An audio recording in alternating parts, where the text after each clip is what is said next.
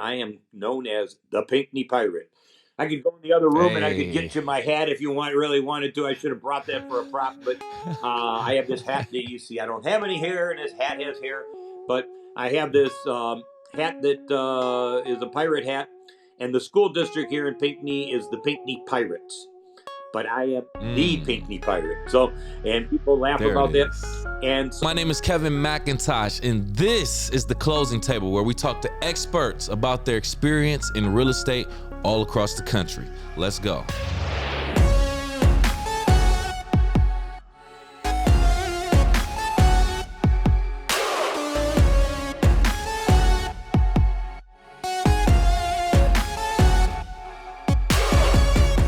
Pull up a seat. Welcome to the Closing Table. My name is Kevin McIntosh. Joining us here on this very informative episode, we will be joined by Mr. Rick Beaudin. How you doing, I'm doing Rick? good. Thank you for joining us here on the Closing Table. We are here to dig into your experience and insights in real estate, specifically in your market. But before we get started with that, sir, I got a quick icebreaker. It's called fill in the blank. I got 3 sentences, right? But they are incomplete. I need you to fill them in with whatever knowledge that you have or experience. All right, you ready? All right. First one. If you can blank, you can sell a home. Jeez. If you can meet with the proper realtor. There you go. Okay. Blank is how you add value to your home. Cleanliness and lack of clutter. There it is. Lastly, blank is more valuable than money. Relationships. I like that. I actually like that answer. Okay. All right, Rick. Well, thank you for playing our fill in the blank game. Let's go ahead and get started and ask you a couple questions, man. So first and foremost, you've been licensed since 1999. Did I get that right? 1999 is when you started? Oh, man. Okay. So with that being said, you've worked through a few different things. The housing crisis of or housing, whatever you want to call it, of the craziness we had, we did all the short sale, what we called short sales then, or we were dealing with foreclosures. So the short sales, correct, we were handling. And the funny thing about short sales is short sales do not take a short period of time; they take a long time. And so, there were I think I had one that took me almost 3 years to get the bank approval for them to do a short sale. And then the other thing we were dealing with was the foreclosures. And so we had the foreclosure market. So houses were coming on the market. They were coming cheap. And we would have buyers, especially first-time buyers that were trying to buy houses. But because the market had tanked a little bit or a lot of it, and prices were so low, the investors were coming up and they were paying cash. So so if you had a house for $100,000 and your people wanted to buy, and you know what, and it was Mr. and Mrs. We just got married and we want to start our family in our new home. They put in their offer, but they may have been 5% down or even 20% down. But then some investor would come in and say, "Here, I'll give you $100,000 cash."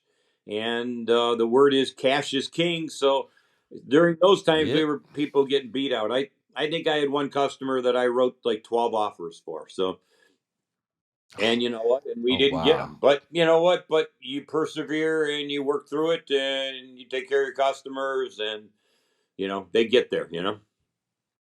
Okay. Man, what a time to be alive. I was still in high school or just graduating high school then in 2008. But then also going into it, you also survived the pandemic of 2020 as a real estate agent. Can you just describe the work ethic that it took to survive both of these unfortunate events? It was pretty funny because I actually, our governor in Michigan, I don't want to talk politics with you, but our governor said that real estate agents were not essential. Well, wait a minute. This is a major investment in people's homes. Things were going on in their lives. And she said we were non-essential. In fact, you don't know my personality, but I actually had a friend of mine who owns a printing company, does T-shirts and stuff, and he printed me a shirt that said "I'm non-essential."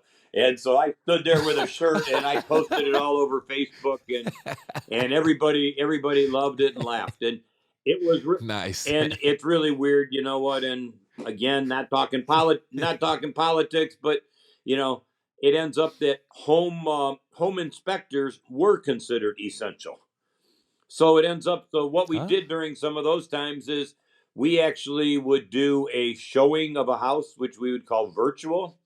And sometimes it Uh-huh. would be some kind of Zoom program, or it'd be FaceTime or some kind of program like that, that the buyers would be Mhm. there. And usually buyers and sellers don't meet, but the sellers would have to be, taking the camera and saying, "Oh, here's the family room. And oh, look at our beautiful Oh, bathroom that wow. we redid." And they walk them through the house, and they'd walk them through the Oh. house, and the other agent would be on, I'd be on, and the buyers and the sellers.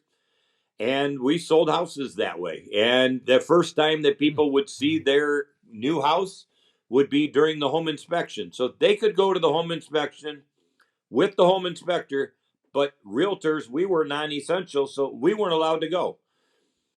That's so It crazy. was That totally sounds crazy. backwards. And, it was interesting because sometimes, like, well, I guess I didn't realize that when they didn't show the camera over there, but, it worked out and people Mhm. bought houses. And we came out, Okay, and you know okay. what? It's crazy because after we got released, and it became stronger than ever. And we had a couple of very strong Mhm. years. In fact, like last year, it was totally crazy. We Right. last year, the craziness we had. We'd have. I had one the table I'm sitting at right now. You know what? I had an elderly person that was going into assisted living, and I was selling her house, and we had 14 offers on her house. Well, trying to Woo. explain 14 offers to an 80-year-old woman, and nothing detrimental about her, but trying to explain, well, this one's going to give you this, and that one's going to give you this, and but if you do this, you're going to get Mhm. this. If you take that one, you're getting that. And Yeah, we yeah. ended up selling her house, but it was crazy too on the buy side too. We had deals where we went $50,000 over asking price and didn't get it because there were multiple and people were paying Wow. crazy prices. But Oh, the once market has again. not dropped. People Yeah. were paying over the price, and you know what? And they were actually guaranteeing some appraisals. So some people would say, "Well, if it only appraises for 400,000, and I offered you 450, I'll still pay you the 450." But the values have continued to come up. The market has slowed, but those Right, people, right. they're not looking to move today anyway. You know what? They just bought a house a year or two Mhm. ago, so they're not looking to move. And the value of a house, people get worried about that. And I always tell them, calm down, because it really doesn't matter what your house is worth today if you're not selling today. Your house is worth True. the only time your Mhm. house matters what the value is as is when you're going to sell it, and making sure that Bingo. you can make the house payment every month. So as long as you can make a house payment, whether your house is worth 400 today or 425 tomorrow, it really doesn't make a difference as Correct. long Yep. as you're making your house payment and you're paying down on and you're building equity. You're going to paint some walls, you're going to fix landscaping, you're Mhm. increasing the value. You might put new windows in a house, or you new carpeting or new floors, and so you're increasing the value. But it's it doesn't matter what, if everybody's like, "Oh my god, the real estate market, it's tanking." Well, the values have not really dropped that much because right now we No. don't have a lot of inventory. It's Mm. it's really pretty crazy that we've had a number of them. And houses, some houses sit on the market, but if if a house is on the market, it doesn't, you don't have to sell a house the first weekend. That's the problem, that people got it in their heads. Oh my god, houses sell in 24 hours. Well, not always. And Right. I No. compare I Yeah, that's compare it to true. car dealers. You know what? And well, their business has changed a little bit, but you go by a car dealer, what he may have a brand new, car on the lot, and it might be there for 3-4 months. And you know True. what? And there's nothing saying there's nothing wrong with that car. It just they haven't found the right Mhm. buyer yet. So Correct, correct. Yeah. You hit on some good points too, Rick. See, about the housing shortage, talk to many agents about that. That has an effect on housing values also. And just over the years since the pandemic, with the market being as crazy as it was, we've seen a lot of those properties increase in value. But the key thing that you spoke on is one thing that I was recently thinking about, and I'm so glad you said it. Your house's equity or worth doesn't mean anything unless you're taking out credit or a home equity loan or selling the home. Other than that, you're just sitting on like gold that's in the dirt, Yep. pretty much. Like it means nothing essentially. So I'm so It's glad you sitting, mentioned that. and Thank there still are some you. Yeah. people that are renting or people that haven't moved up and stuff, and they're like, "Oh no, the Uh-huh. interest rates are too high." They're there. Well, the interest rates aren't too high. You know what? I'm a different generation than you are, and there was times when the mortgage rates have been in the tens, 12s, 14s, Correct. and they've Yep. been higher. So now they're in the sixes someplace, and yeah, a couple years ago they were in the threes, and some people got 2.9. But oh, geez, I Yeah, I got know, this, right? and it's interesting because sometimes I can look on people's reports on public records, and I look at them and say, "Oh my God, you refinanced a whole lot," and they said, "Yep." Every time it went down half a point, we refinanced. And yeah, they don't have that, but there's there. But the thing is, right Yeah. now it's in the sixes. But the lenders have to keep working, and they've come up with some creative program. There are some um, things Right. they do called a 2-1 buy down, which the seller helps contribute to a buyer's costs. That for the first year they get 2% down or 2% off. So instead of six, let's say if it was 6.5 now, they might only pay 4.5 the first year, and then 5.5 the second. And the idea is that Mm. 2 years from now, there's probably going to be an adjustment in the interest rates, and you refinance long term, or hopefully your incomes went up and you can afford that higher payment at this Right. higher interest rate. Then, so Mm. so there are Mm. Yeah, programs like yeah. that. There's some long-term adjustable rate mortgages, and people get scared of those. Mm-hmm. But if you're going to lock in a rate for 7 years, you're okay, and chances are you can refinance. I talked about all those people that refinance. You just stay in touch with a Right. mortgage lender, and you refinance when the rates come down.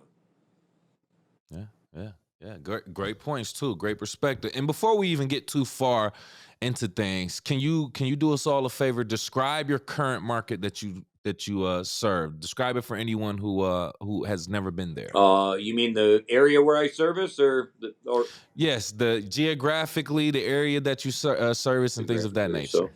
well, I'm based in Livingston County, which is west of the Detroit area, between Detroit and Lansing, or north of Okay. Ann Arbor. So a lot of people don't know where that little niche is, but it's interesting. Mm-hmm. Before I even moved out here many years ago, I had a friend tell me that he had done some demographics because he was investing in a golf course, and he found out that in Livingston County you could get to probably uh, 80% of the population of Michigan within an hour and a half or so. Because if you think about Oh it, where wow. Livingston is, you can go north to Flint and Midland and Bay City, Saginaw. You can True. go, east to Detroit. You can go west to Lansing, Grand Rapids. Grand You can Rapids go or whatever. south to Yep. Yep. Jackson and Ann Mm-hmm. Arbor and below. So you can reach a whole lot of people. So it's interesting because we have people here in Livingston County where the wife goes to work one way and the husband goes the other way, and they Mm. drive all over the place, and so it becomes a central thing. But I do a lot of my work in the Pinckney area, which is just south of Brighton, between Brighton and Ann Arbor. Um, I've Okay. come up with a tagline over the years, and I am known as the Pinckney Pirate.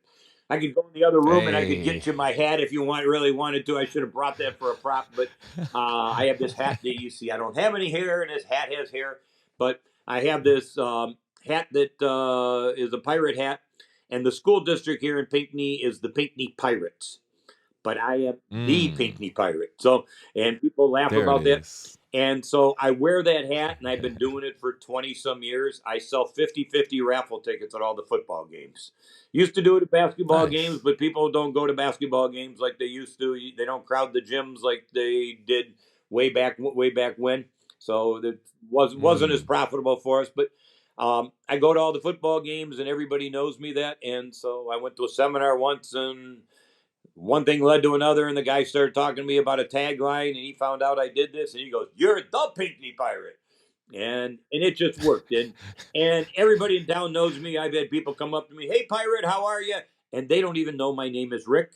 They know I'm a real That's estate funny. agent, and they know I'm involved in our community. That's good branding Yeah. right there, man. That's You know, great branding. I've had Yeah. people pick up the phone and say, "Hey, you know what? I had to do a Google search, and all I did was type in Pinckney Pirate Real Estate, and they found me." You know, so and yeah, I'll sell your house. You know, I'll help you. Right, right. But so I've done that. So I volunteered doing that for many years, and I've Okay. made thousands and thousands of dollars for the Booster Club over the years. Selling it. Mm. And I guess you can tell I'm sort of a fun guy. So, when I'm selling raffle tickets, it's just like, you're there with your wife, and I say, and you say, "No, I don't want to buy any." I look and I go, "Oh, you won't give them any allowance this week? You won't let them have no money?" Or it's for the kids. Come on. I had one lady one time that said, "Rick, I had to stop at the store and cash a $10 bill beforehand because I knew you would embarrass me enough Yeah. that I only wanted $5 worth of tickets, and you would have made me buy 10." And but it's all in fun, and we have a good time Right, doing it. right. Yeah. So I'm involved in that in the community, and but Pinckney is it's funny because it's built up enough. It's not necessarily rural, but it's Mm. we call it somewhat a bedroom community, in that we don't have a big factory here. We don't have big shopping plazas. We've got our local stuff, but we're local, but we love it here. The one attributes we do Okay. have in Pinckney is there are two. There are a number of lakes, but there are actually two chain of lakes. So there's a chain of lakes where you can go from one to the other. So people love that here. So a lot of people either live near them, on them, or near them, so they can use them. We've also got a system of trails. There's a thing called the Lakeland Trail that runs through our town, and it Mm-hmm. actually, during the time I've lived here, it's gotten paved through most of it, through the Hamburg and Pinckney area, and all the way up to US 23.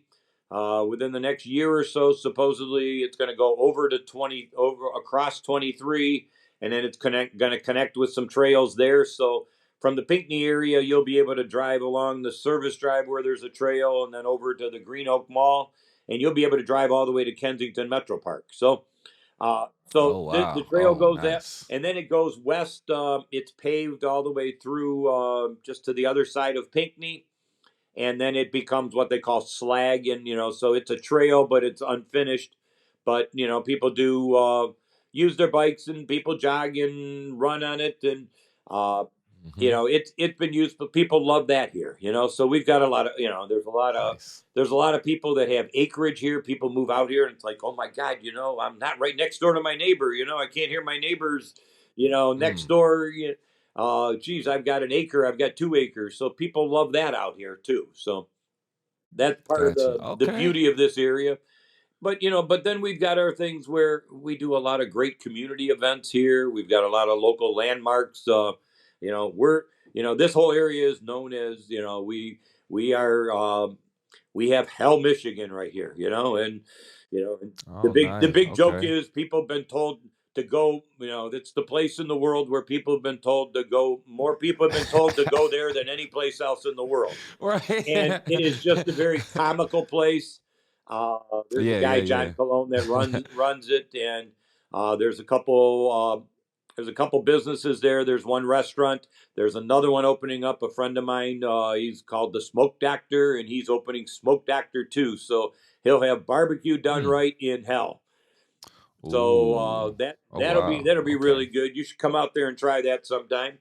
He'll Yeah. be open by springtime, late spring, and Nice, but then there's a nice. wedding chapel there. So the old joke goes that if your wedding starts in hell, it's got no place to go but up.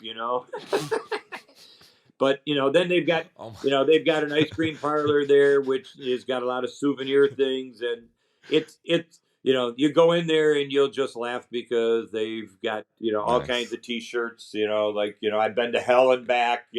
I'm Yeah, they play on on the words with it. highway to Yeah. hell, and the famous one that says, "I've already been to hell. I'm a Detroit Lions fan." Oh my goodness. Don't do us like that. Don't do us like that. Yeah, as a native Michigander, I've always heard of hell, but I never knew where it was. So it's right So there I in am that telling you Livingston right now, County go area. to hell, Michigan. That is, you know. I You know love it. what? I love to play You on should come and words. we'll do a little podcast or something in hell sometime. You know, so it's fun. Oh, In nice, fact, nice. the one fun thing is they have a thing where if you've got a coworker or you got a friend or a relative that you want to get at or whatever, you can have somebody become the mayor of hell for a day. So you Wow, actually really? sign up with them, and a couple days ahead of time, they get a proclamation that they're on such and such a day they're going to be the mayor. I think they get a coffee mug. I think it might be a T-shirt or something, and then they call them a couple times a day, and hey mayor, we're having problems with this, we're doing this, and at the end of the day, they call them and impeach them. So and some people when you That's you're funny. Michigan based, so like if you wanted to do something for that, you could take a friend of yours and you could say, "Hey, come on, we're going for a drive," and don't tell them where they go. And when they get there, you could Hmm. surprise them and have them be the mayor. Yeah, yeah. Or there's people that are across the country. They're just say, "Hey, you're the mayor of hell," and they might be in California or Texas or whatever. So that's a lot. Nice, It's nice. just a fun place to be. Uh, They've got a thing there, sort of like I think they have it in England someplace, but they've got a thing called Locks of Love. And you bring a padlock, and people bring big padlocks, and they take nail polish and stuff, and they paint their initials on them, you and your loved one, and then they Mm. lock it there, and it's locked in hell forever. Oh, So you okay, you, okay. Yeah, you that's leave the neat. lock there, but so it's just fun. It's just a Yeah. fun place to go, and you get the ice cream, and and when you buy ice cream there, they don't put toppings on it; they put droppings. So the droppings, like Droppings. they'll put ghost poop on it, which ghost poop is marshmallow cream, or they'll put little black Oh. sprinkles, which are spider legs, and they'll put some crushed up Oreos, which is graveyard dirt, and things like that. So, Wow. I you know love it. I it. love it. That's great how they So do it's that. just it's a community. That's what's fun Hmm. about everything that we have here. So Nice, nice, beautiful, A few things that you touched on that we got to revisit real quick, right? So you mentioned Pinckney being a bedroom right. community. Never heard of that. Well, basically, what it is a lot of people don't work right here. They sleep here in Pinckney, but they go to work elsewhere. So they Mm. go to Okay. work elsewhere. So being Uh. that we're just north of Ann Arbor, we get a lot of people that work at U of M. So they sleep Okay. in Pinckney, Okay. but they go to work. They go to work elsewhere. Their bedroom is here. They might. Like I said, we have people that drive all over the place. So we have people that drive into Novi. We get people that drive into the city of Detroit from out here. I'm Hmm. dealing with one customer right now, and he works in Redford, and he lives here in Hamburg, and so In fact, I should clarify that when we say Pinckney, it's the Pinckney community, because it's our Pinckney school district. But the area Hmm. that I'm actually president of the Chamber of Commerce for this area, which I've done for many many years. It's called the Pinckney Putnam Hamburg Hell Chamber of Commerce. So it's the village Oh of wow. Pinckney, Putnam Township, which surrounds that, and then Hamburg, which is uh, a very large municipality, but it's mostly the Pinckney School District is in Hamburg, and then Hell that we were Mm. talking about. So Oh, it's that okay. whole area, but Okay. people so they live here, but they don't go to work here. So very few Right. people Right. work in the area where they live, and that's what we refer to as a bedroom community. That's interesting. Okay. Okay. I might have to start Because using they that they when want to I get know they of want to towns get like away from that. it, and you know what? And I guess when I first came started living out here, I actually worked in Warren, so I drove 696, Mm. and I did that. But I lived on Zuki Lake, and you know what? When you come home, and when you can pull up to your house and hop on a boat within 15 minutes of being home, it's you know Hmm. Oh it man. settles your day. It Oh, settles your day a little bit more. Or I even if you don't bet. go out on the boat, you can just sort of breathe the air and just sort of look out, that Yep. see the Just wildlife and look. stuff out there. So Oh I man, it did, I must be did mention nice. Zuki Lake that I live on, but one of the things we're famous for out here is called the Zuki Lake Tavern. Again, come visit here Okay. sometime, and I'll take you there. But we have a bar slash restaurant called the Zuki Lake Tavern, and it is right on Zuki Lake, which is on one of those chain of lakes. But Okay. it's probably going on 20 years, almost 20 years ago now. They actually added on to it, and they have a whole rooftop and everything. So you come here in the summer, and Ooh. you sit on top of the rooftop and Right off the look out at water. the lake, and Oh just everybody. man. And it's a destination place. Oh It's funny. man. Yesterday, I was with some of the grandkids and stuff like that, and they do a Sunday brunch, and we all went there. And my 4-year-old grandson, you know, and it's funny because people, you don't say I'm going to Zuki Lake Tavern, you just say, hey, I'm going to Zuki. And when you're going to Zuki, everybody knows you're going to the restaurant. And so Yeah, they have, right, right. so they have brunch on Sundays. They have a Monday night buffet, but they've got great food there. But it's all, the windows all face to the lake, when you're downstairs. So even in Mm. the wintertime, you're looking out at the lake from inside there. So that's And one of still our a nice view. destination places. And one of the Yeah. cool things is if you go to Zuki Lake Tavern on a Wednesday night and you order a large specialty pizza, you get a free T-shirt. So you'll get a T-shirt that says Oh, Zuki Lake Tavern. And then what you do is when you go nice. traveling, you go to Mexico, you go to Europe, you go to California, you go to Florida, wherever you go to some site, you wear your Zuki Lake Tavern shirt and you take a picture, and they've got a whole wall of people all around the world that are wearing their Zuki Lake Tavern shirts. So Oh, e- nice. What a culture, even man. the cool thing is the famous movie star Ryan Reynolds. They've got a picture of him wearing a Zuki Lake Tavern shirt. So Really? Oh. yeah, the Wall Street Journal did an interview with him, and he had that shirt on.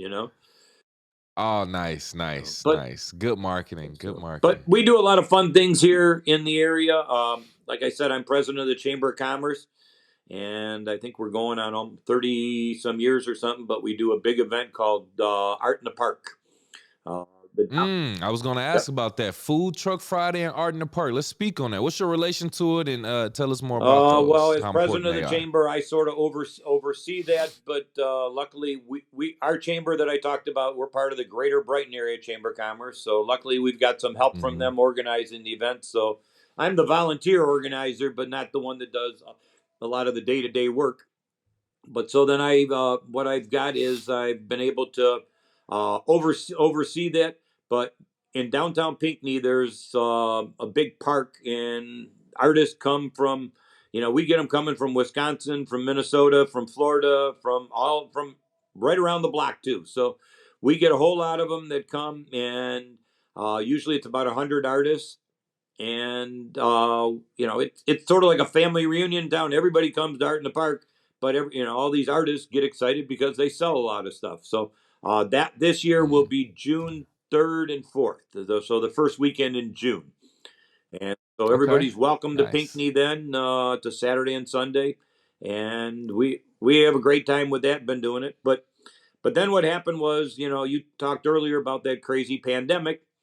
So, Hmm. we had, because of the way the timing came for the pandemic, the one year 2020 we couldn't have Art in the Park. And then the next year, we're deciding in January, February, and we still weren't sure what was going to be allowed. And we had to end up canceling Art in the Park again. But then we ended up putting Oh. together that year, 2021, we ended up doing an event called Food Truck Fridays. And one of the guys here is a local State Farm agent. He's vice president of the chamber with me, and he and I basically did all the work piecing it together, and just lots of social media. We just spread the word with everybody, and the first one we did in 2021, we had 6 food trucks, and ends Hmm. up all the food trucks were sold out. Luckily, it started raining about 7 o'clock. It went to 8 o'clock. Whoa. Luckily, it started raining because all the food trucks were almost out of food. Yeah, and He said, luckily it so started luckily it raining. That's started the raining because crazy thing. everybody would have Yeah. said, "You got no food at those food truck Fridays." Yep. But Yep. as those have Yep. grown, the one we had last August, we had 15 food trucks. We had 15. We had thousands Wow. and Yeah. thousands of people. And the thing is, we just don't do the food trucks. We bring in entertainment. So we've got bands that are singing. We've got local entertainers. We've got some local young talent. Uh, that they perform, and then we have kids activities. We always have like a bounce house or an obstacle course at the big blow up thing. last July we had a thing called the foam party, where we had a guy that brought in this big thing, and you know how you fill up Mr. Bubbles in the bathtub for your kids, and they Yep. go deep. We just took a grass area there, and he made bubbles that were like 5, 6 feet tall, and the kids just ran through it. And the kids had Ooh, yeah, I would have been a kid the too. kids had the kids had a riot at that. But then we also do Yep. business and crafting and art booths there, and so Mm, those have taken off. We get probably 50 to 60 of those booths. So we've got something going on with everything. So like I said, we had 15 food trucks, and none of them were upset with us. That said, Rick, you had too many food trucks. I We know, didn't right? sell anything. Uh, so luckily this year we're getting help from the chamber to help organize it. But we are already have all 3 food trucks fully booked with our food trucks, and we're working on finalizing some of the entertainment. And we're still taking business booths and crafting booths. Anybody wants that? It's $50 for a booth, or if you do all 3, it's 125. So people are coming that. But this year, those events will be June 30th, off all day Friday, 12 to 8, July 20th, and August 18th. I think those are they're All the right. Fridays that are closest to those. So, but Okay. but Nice. again, that's just a fun event that people are coming, and we bring people to town. People just love Nice. community. It's like homecoming. In fact, we do a huge homecoming parade too. It's absolutely crazy for a small town like us. During the Mm-hmm. day of the homecoming football game, there's a big huge parade beforehand that people just all the community groups and all the kids that are involved in all the soccer and the junior baseball and junior football and the cheerleaders and junior football. Everybody gets involved in the event. So. Nice. See, and that's the one thing I got from what you said. Basically, even though you're working in some bedroom communities and small towns, you all do a lot to bring the people of that community together, or even Yep. bring outsiders in and attract outsiders. So that's beautiful. That's great for business. That's great for the economy, and it's just great Well, in what's in, general. I got a quote. what Oh, go ahead, what's really please. interesting though is because we get a lot of people here. You know what? That you'll get people from other parts of more populated areas that okay, Yep. you had 4 kids. Your kids graduate, and okay, time to sell the house. Mom and dad are moving. We're getting rid of the house we sold. The people around here, even though they may have a bigger house and a lot of bedrooms, they love it here so Mm-hmm. much, and they've got such friends and relationships. They don't move. They don't leave Right. after their kids graduate. We get a lot of them that still stay in the house that they raised their kids in their later years. Yeah, yeah, yeah. Because it feels like Yep. home. Exactly. I love it. I love it. I got a quote from an interview that you did. Tell me if this sounds familiar. Quote, I get business because I volunteer. I don't volunteer because I get business. End quote. Right. Can you speak on what point in your life did you feel like volunteering is something that I need to do? This is a necessity. It goes back a couple things. Back in high school and in college, I was very involved in student government, so a lot of putting on a lot of activities and doing things. But I think the one big thing that probably got me the most involved in volunteering was I lost my dad to cancer in 1993. And then Sorry to there hear was a that. lady that was involved with the American Cancer Society. And she knew I was there, and they did a thing. I was living in Macomb County at the time on the east side of Detroit. And they did a Hmm. thing called the Great American Lockup, and ends up that uh, you know you go to somebody's funeral, and what does somebody say? Hey, if there's anything I can do, if there's anything I can do, if there's anything I can do. Well, it True. ends up that this lady got me involved, and they did this Great American Lockup, and you're getting to know my personality. I'm sort of a fun guy a little bit and stuff, and it ends up they did this lockup that we actually had a bunch of business leaders and community leaders, politicians, and we actually went to the Macomb County Jail, and they put us in jailbird outfits and put us behind bars. And what they had was they did the thing called the Great American Lockup, where I was being locked up for the American Cancer Society, and I needed bail to get out. Oh. So the bail was donations to get me out. Well, that was before the days of all the emails and before all the internet and before social media. And so Mm-hmm. I took the guest list for my dad's funeral, and plus, other contacts I had, and I just sent letters out and said, hey, everybody knows I lost my dad, and everybody loved him, and hey, I don't want that to happen to other people. How can you help? And I was always one of the top fundraisers in Macomb County. And then what happened was I ended up moving to Livingston County. So I told the lady from the Cancer Society I had gotten on their board of directors in Macomb County.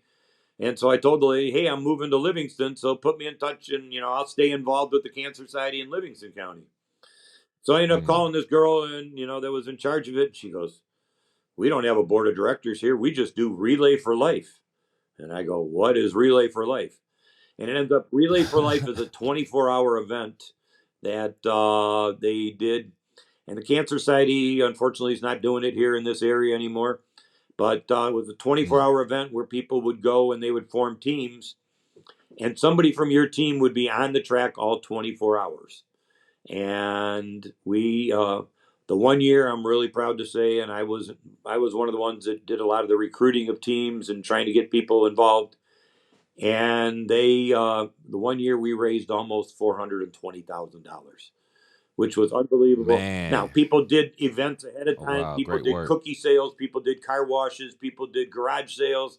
They did all events, but your team would do all kinds of things. Or they did fundraising at the event during the 24 hours. So, but that was one Mm-hmm. of the big things that got me real involved. But then, like I said, with student government and stuff, student government from high school got me involved in Chamber of Commerce. And, in Sterling Heights, when I worked there, I had worked for a family business, and my dad was involved in the Warren Chamber of Commerce, and I had a guy talk to me about the Sterling Heights area Chamber of Commerce, which was the next city over. And so I went and I told my dad, I says, "Hey, I'm getting involved in the Sterling Heights Chamber because I don't want to be Harvey's son. I want to be Rick Beaudin. So I got involved in the There Sterling you Heights go. Chamber there, and then when I moved out here, I met the superintendent of schools, and he was telling me about the Chamber of Commerce here, and I said, "Oh yeah, well I was real involved." And within a year, when I was on the board of directors of moving out here, and then probably within 3 years, I was president, and I think over the last 23, 24 years, I've been president for probably 18 of the last 20 years. 20, 25 years. So. Nice, man. Look at you. And I Okay, don't know Rick. whether I'm doing Putting in such a that good work, job man. or whether nobody else is dumb enough to do it, but it's funny because, like I talk about the volunteering, what people see me, they see me out there, they see me getting involved, and they say, you know what, Rick worked so hard for that stuff. You know what, I'm going to have him. I'm going to call him to do his uh, other career. there you go. Unfortunately, I don't get paid to volunteer. But with that quote you did, I sort of do get paid because people get to know me. Mm-hmm. I build relationships, and then they're like, "Hey, pirate, sell my house. Hey, pirate, I want to buy a house." Hey, pirate. Hey, pirate. That's funny. Hey, so in your county, I found something that was very interesting. Livingston County has the lowest unemployment rate in the state of Michigan. I had no idea, but as a real estate agent in that area, can you speak on the correlation between the unemployment rate and home ownership in that county? Is there correlation? Um, we talked about the Pinckney area, but we've got Brighton, Howell, Heartland, and the other areas where they've got businesses. There's a couple hospitals, there's a lot of medical facilities, there's a lot of factories. There's some of the malls around there too, and they just can't get people. Some of the factories, they actually bus people in from Flint, and they actually have a cooperative where they pick people up every day and bring them to work. And then sometimes some of those Mm, people, hey, we want to live here. But the thing is, people want to, some people want to live, want to live close to where they work. So it fills correct. up the housing. So we don't really get a lot of houses for sale because, unfortunately, like I said, people stay here, and then the people that do live here close and that work close, they don't want to. Some people don't want to do that drive. But some Yeah, but some yeah. people but I some bet. people some people love that down. You talk about people in Chicago. It's very common for people in Chicago to drive an hour and 20 minutes to work every day, and Yep. it might only be Easily. 20 miles away, but it's an hour and a half. But Yeah, but yeah, so that's true. so people do that, and and you just learn your ways to do that driving. But you know, we have with the economy, you talked about some of the downturns we've had. We've had some bursts of some the housing market of new housing. And hey, if any developers or any builders are looking here, I could show you some plots of land that we need to Yeah. have. We need some more housing here. We need some, Yeah, man. and I talked about some of the lake houses and some of the ones on bigger property. We do need some affordable housing here. And what's Okay. crazy is because affordable housing is not $100,000 anymore. The starter houses are in the twos someplace or more, No, that's and true. that's Yeah. the difficult thing. And a lot of it's just the infrastructure that it takes to build a new subdivision or whatever. You go to put in a new subdivision, and you got to put in the streets and the curbs and the sewer system, and you've got to put in all the electricity and water. And so those costs have built up. That's why new housing is there. It ends up Mm, costing so mm. much. So Okay, so with that being said, I want you to kind of clarify something for me because I I found out from a source they're saying that the average home in Livingston County is on the market for 40 days as of right now. I don't know how true that is. Maybe you would know how accurate that is, but if it is, although the demand for housing is kind of like outpacing the supply, can you explain like where's the disconnect? You would think because a lot of people still want homes and there's a low supply that how homes would still, be going a little bit quicker, but now it's 40 days. What's the disconnect? every house isn't a perfect house, and everybody has a different reason for their motivation for selling. Uh, Mm, you know, there are some people that are putting their house on the market and say, "Hey, if I get this, I'll sell, but I'm not giving my house away." Or it depends on how much they've mortgaged okay. over time, or the condition is it. I had some people out yesterday. We saw 5 houses, and basically out of the five, two of them were possibilities. But some of them were. One of them had a kitchen. The ceiling was so low in the kitchen, it's going to be like I couldn't live in there. I'd be claustrophobic, and it Right. also had the washer and dryer in the kitchen, so the style of the house wasn't good. So, so you're going to have that kind of house Uh, sit there for a little while longer. that And makes because, sense. it isn't the perfect house for everybody, and Mm, so, sometimes buyers have to look and say, am I going to settle for this house, that has these flaws or these things I can't live with? you know, I remember one time that, I had a buddy of mine that told me, and he was already living here when I met, but it was a house on one of the main roads on D19. And he goes, "Yeah, Rick, we always told our, when we moved out this way, we told our realtor, we don't want to live on any main roads." He goes, he took us to see this house. And as soon as we got and walked in the house, we said, "This is home." And so mm, some people may not do that. Some people may not like a two-story. Some people may want the bedrooms on want to have a bedroom on the main floor. Sometimes some of the houses are just older and they're out there for a long time, and mm, it all their motivation for selling. There's one house on a lake right. here that is a total tear down that I think's been on the market for 4 or 5 years. Well, when you got that saying that it's on the market for 800 days, you know what? That brings that 40-day average way up. Yeah, I was just thinking that. Yeah, So that's probably what's skewing it right so now. yeah, but then again, they know that they've got a lake lot that somebody's going to want someday. So someday they'll sell it, and they don't have to sell it. They Yeah, don't right, have to right. give it away, or sometimes it's financially that they can't sell it because they owe too much on it. They'd be given away, or they don't have a place to go, and that's just it. Mm, We have the funny thing in real estate that what comes first, the chicken or the egg, and do you got to sell your house to be able to buy a house, and there's very few people that can go buy their next house without selling their first one. before they selling. So the thing Yeah, is, yeah, yeah. so you list your house with me. I tell people, I said, now I got to warn you, if you list your house with me, I might sell it because that's what you want me to do. And if I sell your house, As crazy as that sounds, right? if I sell your house, where are we going to go?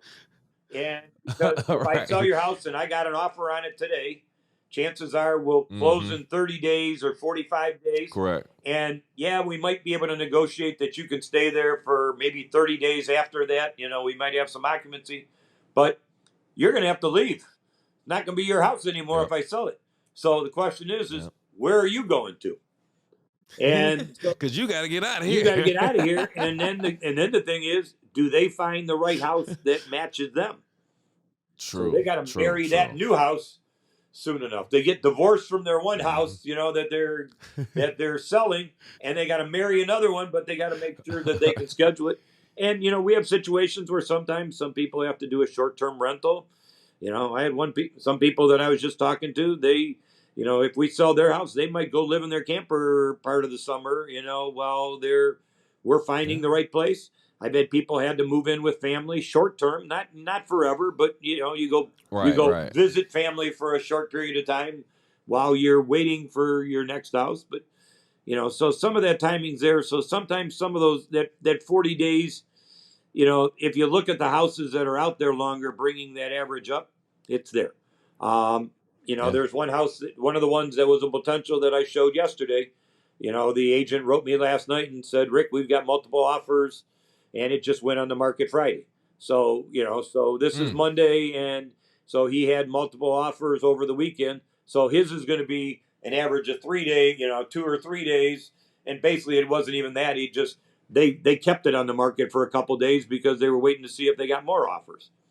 But so that one went because that one was a great, beautiful house. You could move, you could close and move right in. And if your moving truck wasn't there, you could sleep on the floor because the house was clean enough.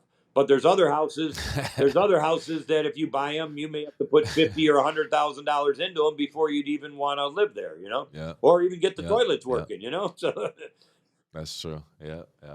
Okay. And you actually you provided some great visuals to actually answer that. So thank you and your expertise, Rick. And I appreciate you for joining us here on the closing table and dropping some gems for us, man. Before we get out of here, can you please do us a favor? If you have any last words and or want to tell the people how they can reach out to you, please do so now. Sure.